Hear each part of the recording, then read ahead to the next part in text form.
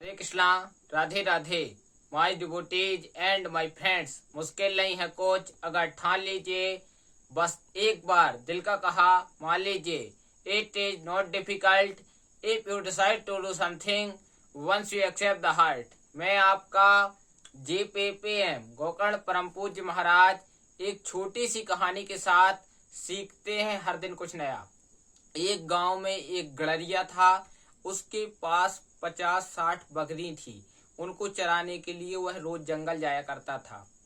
वो गड़रिया बहुत लालची स्वभाव का था। वह गांव के जब बड़े आदमियों को देखा करता था तो उसको लगा करता था कि मेरे पास भी बहुत ज्यादा धन हो जाए, लेकिन धन के लिए प्रयास तो करना चाहिए, लेकिन क्या है, दूसरों के देख कर लालच नहीं करना चाहिए। वो लालच करता था कि मेरे पास बहुत ज्यादा धन हो जाए, एकाएक कैसे मैं बड़ा आदमी बन जाऊं।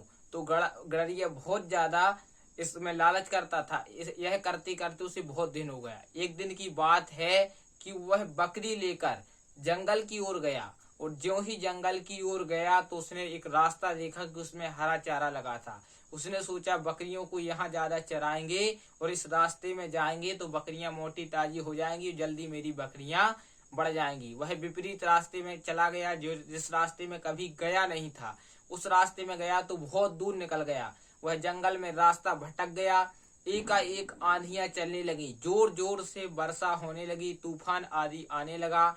और वह सोचा कि कहाँ रुकने की मेरी व्यवस्था हो जाए, मेरी बकरियों की व्यवस्था हो जाए।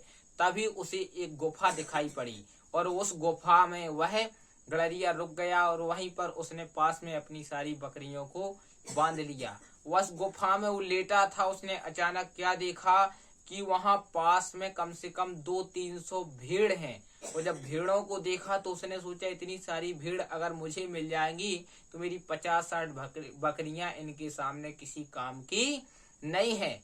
उसने तुरंत क्या किया, बकरियों के गले से रस्सी छोड़ दी। गले से रस्सी छोड़ी तो बकरियां दूर जाकर चरने लगी। चरते चरते बहुत ज्यादा दूर निकल गईं, और उसने सारी भेड़ों को लिया और भेड़ों को वहां पर चारा डालने लगा, और कुछ भेड़ों के लिए रस्सियां बांध ली। 50-60 भेड़ों में रस्सियां बांध ली।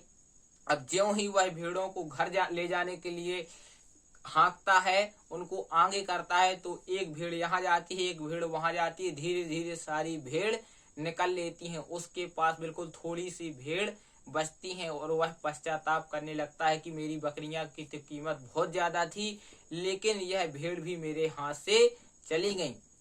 कहने का तात्पर्य यही है, इसी प्रकार हम आप करते हैं कि हमारे पास कई ऐसे लोग, ऐसे रिश्तेदार, मित्र आदि होते हैं, आस पड़ोस के लोग होते हैं जो हमारे बहुत ज्यादा सहयोगी होते हैं, लेकिन हम क्या होते हैं कि उनको छोड़कर अपने से बड़े वालों से रिश्ता जोड़ लेते हैं। जो बड़े आदमी होते हैं उनसे रिश्ता जोड़ लेते हैं और जोड़ने का प्रयास करते हैं, और एक दिन क्या होता है, वो बड़े लोग हम लोगों को छोड़कर चले जाते हैं। और जब छोड़कर चले जाते हैं तो वो छोटे लोग हैं, तो हम छोटे लोग से भी हाथ धो बैठते हैं। कहने का तात्पर्य यही है, ना हम घर के रह जाते हैं ना घाट के रह जाते। इसलिए जो आपके आसपास हैं उनसे रिश्ता बनाकर रखिए, और जो वस्तु आपके पास है उसका मूल्य समझिए, उसकी कीमत समझिए, क्योंकि जो प्राप्त है वो पर्याप्त है। इसी शुभकामनाओं के साथ मैं गोकर्ण परम पूज्य महाराज JPPM आज विदा लेता हूँ। सप्ताह में 7 बार है, 8वां बार है आपका परिवार, 8वां बार आपका ठीक रहेगा